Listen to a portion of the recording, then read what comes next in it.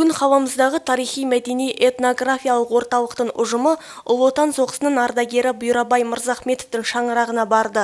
Өз демеушіліктеріне алған ақсақалға азық-түліктерін жеткізді. 80-нен асқан қарияның қал жағдайын сұрауды дәстүрге айналдырыпты.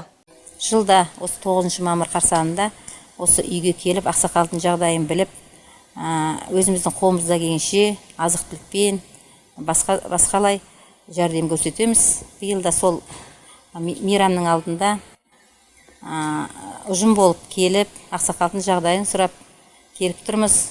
Батырын сыйлаған еліміз ғой. Жыл бойына осы кісінің қал жағдайын біліп тұрамыз, хабар алып тұрамыз. Ол кісі Беларусь соғысына қатысқан.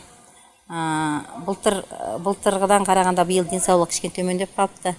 Маршал Жуковтың қол астында болдым деп былтыр әңгімелеп берген болатын. Осындай батырларымыздың көбеймейді ғой, азаймаса.